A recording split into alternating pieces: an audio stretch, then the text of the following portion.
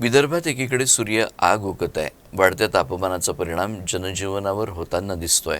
मात्र या वाढलेल्या तापमानाचा फटका संत्रा बागांना बसण्यास सुरुवात झाली आहे.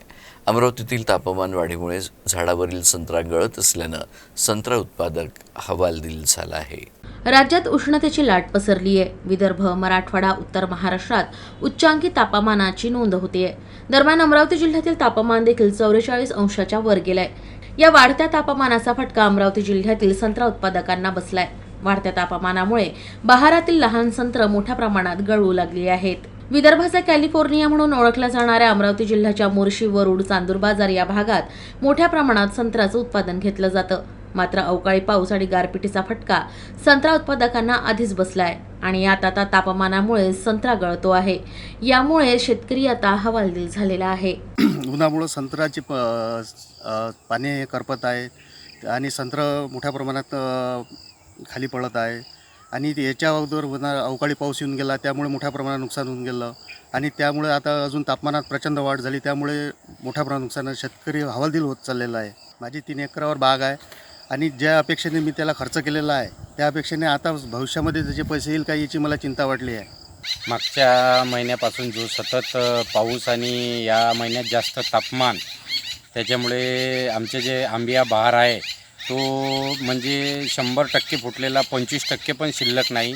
अशा परिस्थितीत शेतकऱ्यांनी काय करावं आणि खर्च लागलेला सुद्धा निघत नाही.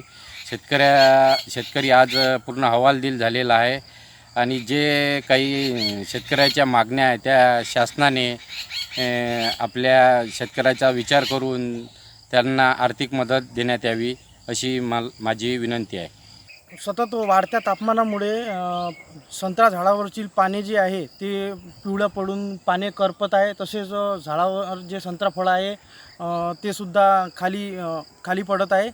तसेच या मे महिन्या अगोदर एप्रिल महिन्यामध्ये जो वादळी वाऱ्यासह पाऊस झाला त्याच्यामुळे काही शेतकऱ्यांचे जे बारीक संत्रा लहान प्रमाणात राहिले जे संत्रा फळं होते ते वादळी वाऱ्यासह खाली जमिनीवर येऊन पडले. त्याच्यामुळे फळांची संख्या एकदम भरपूर प्रमाणात कमी झालेली आहे.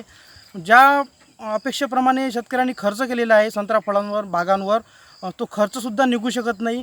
आधी संत्रा फळं गळाली आणि आता उष्ण तापमानामुळे फळगळ होत आहे. त्याच्यामुळे भरपूर मोठ्या प्रमाणात नुकसान झालेलं आहे. तसंच आम्ही संत्रा फळांचा विमा काढलेला आहे. तो विमा शासनाने आम्हाला लागू करण्यात यावा ही शासनाला आम्ही विनंती करतो. संत्रा उत्पादकांचं मोठ्या प्रमाणात नुकसान होत आहे. यामुळे संत्रा गळतीचे पंचनामे करून मदत द्यावी अशी मागणी आता शेतकऱ्यांनी उचलून धरली आहे.